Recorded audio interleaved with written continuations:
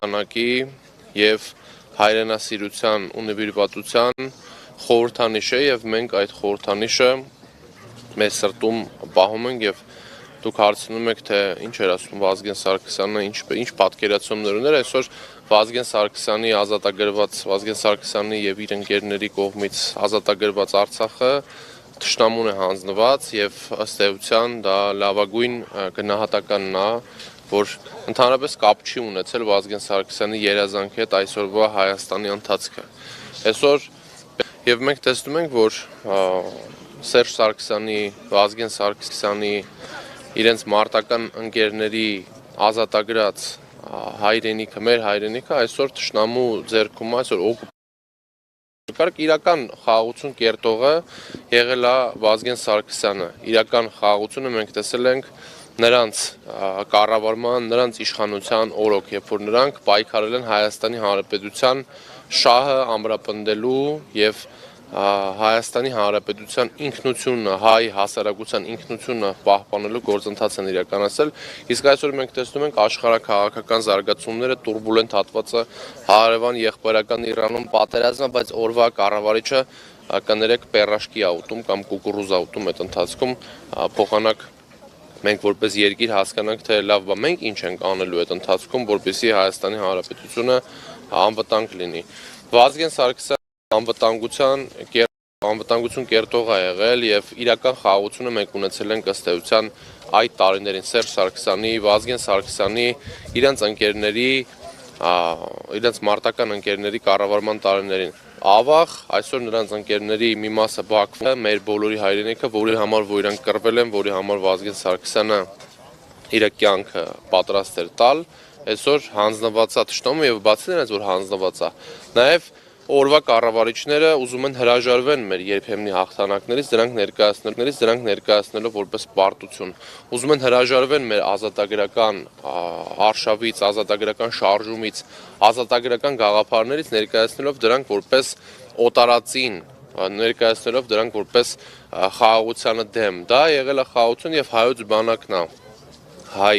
հասարակության երաշխավորը եղել եւ կա մինչ այսօր եւ հայոց բանակն է լինելու Հայաստանի Հանրապետության պահապանը նաեւ վաղ եւ այսօրվա երիտասարդները որ այստեղ են դուք տեսնում եք եւ մենք բոլորս այդ տրամաբանության մեջ ենք ապրում պետք է ունենալ հզոր բանակ պետք է ունենալ հզոր առաջնորդ որպեսզի կարողանանք ունենալ խաղաղություն մենք ունեցել ենք շոշափելի խաղաղություն Սերժ Սարգսյանի կառավարման տարիներին եւ մենք դպրոց ենք գնացել այն ժամանակ երբ որ իրանք են եղել իշխանության եւ այդ իշխանության տարիներին ես ուզում եմ հիշեցնել որ որևէ դասագրքում որևէ անգամ խոսակցության մեջ Զանգեզուրի միջանց կամ նման եզրույթներ մենք չենք լսել երբեք այդ եզրույթներն են օտարածին ոչ թե մեր հաղթանակները եւ ես վստահ եմ որ հասարակության սոսնձման միասնականության արդյունքում հայ հասարակությունը նորից կկերտի հաղթանակներ այն հաղթանակները որոնց մասին երազում էր Վազգեն Սարգսյանը Պարոն Դանիելյան, նշեցիք խաղաղությունը Սերժ Սարգսյանի կառավարման տարիներին են ունեցել։ Հիմա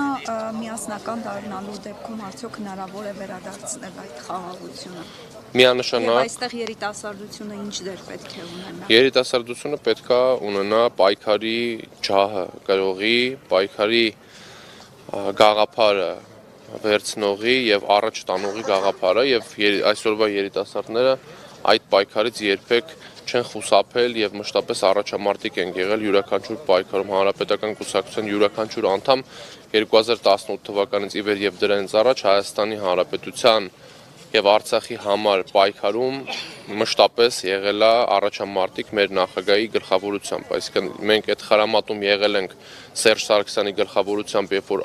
ազատագրել ենք եւ պայքարել ենք Արցախի անվտանգության համար Հայաստանի անվտանգության համար եւ նաեւ այսօր քաղաքական խրամատի մասին եթե խոսանք մենք քաղաքական խրամատում ենք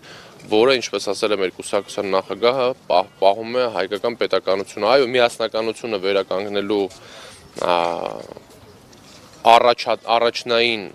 օգուտը մեր ժողովրդինն է լինելու եւ միասնականությունը վերականգնելուն պես մենք հնարավորություն կունենանք տեսնենք այլ ընթացք եւ այս ընթացքը կկասեցվի կործանարար կձևավորվի միասնական ճակատ